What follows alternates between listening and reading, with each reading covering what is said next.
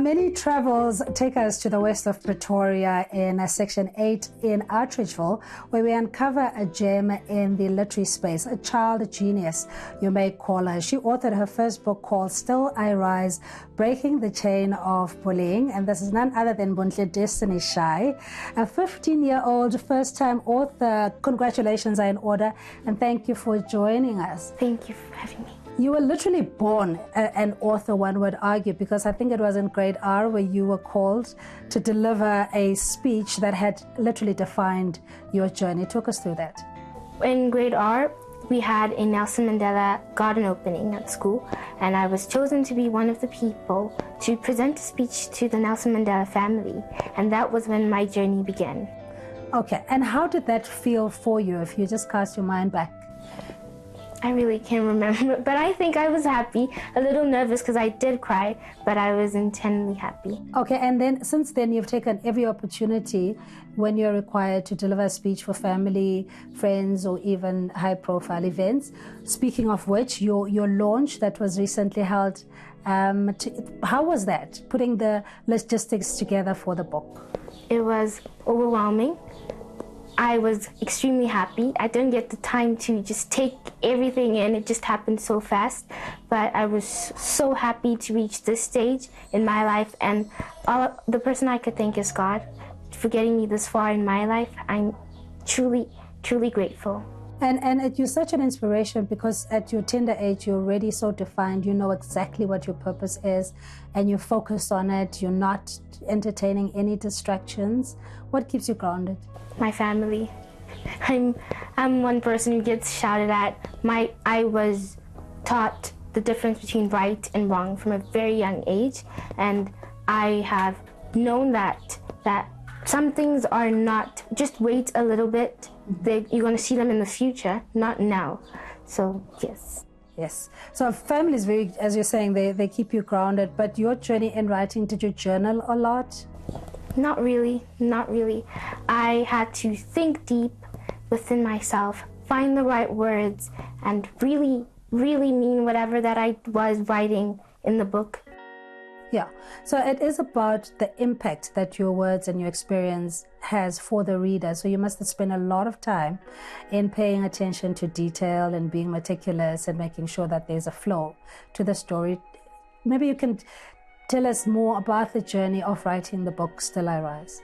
My journey began in the year 2020 during the coronavirus pandemic. I was inspired to write about bullying because of my personal experience and also my own observation of the issue in society. When I started writing, I was extremely clueless, but I had to vent out whatever that it is that I wanted to say. I made sure that I'm one person who aims for perfection, so I had to get precise with the words, rewrite certain things to make sure that the readers understood whatever that it is that I was trying to say to them. And from then on, I continued writing with the help of people around me. They guided me, use proper English here, do this, do that. The publishers were guiding me throughout every step of the way, helped me get through the entire publication stage, and this is what got me here. Yeah, and being a stickler for detail, why is that important for an author to be able to not only understand maybe the impact or perspective that you're coming from and how the reader would receive your work? How important is detail to you? Detail is quite important. As I said, I'm one person who ventures for perfection. I made sure that whatever that it is that I was saying was true and it was facts, because this is a very open topic in our society. So everything that you write, you have to make sense of it. Make sure that the reader's going to understand whatever that it is you're trying to say to them.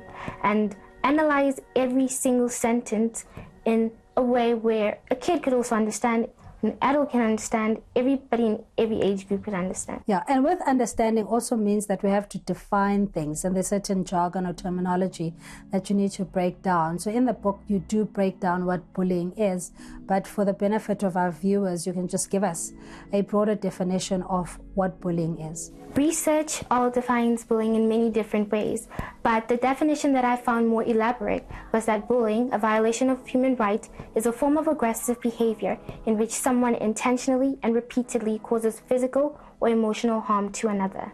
Okay, so your experience fits that definition. I would say. Yeah, so what happened? When I was young, when I started primary, I had a group of friends, and we were unstoppable and inseparable, but unfortunately, one of the girls in the group started bullying me, and I didn't really know that I was getting bullied because I was extremely young, didn't even know of the word bullying.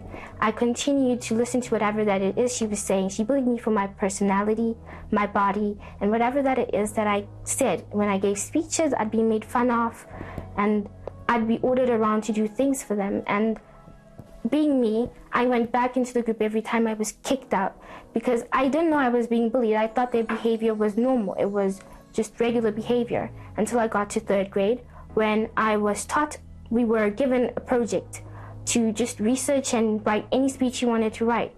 And that is when I came across the term bullying. That was when I realized that whatever that was being done to me was not right.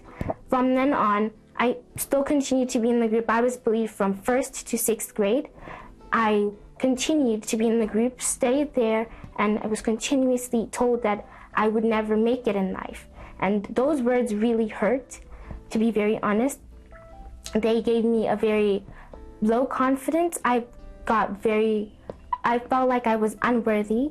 I did not believe in myself anymore. And with the support I got from my parents, I was able to really gain back my true self. Okay, so we'll continue our discussion, Bontle, and I like what you're talking about in the sense that bullying, until you can actually identify what it is, you may not even understand that you are being violated or that you're a victim, and that you took the time to reflect that it is not normal because it wasn't a positive affirmation or building you in that group and you decided to leave. So we'll continue this discussion. Do stay with us here on The Bookshelf, only on eNCA DSTV channel 403.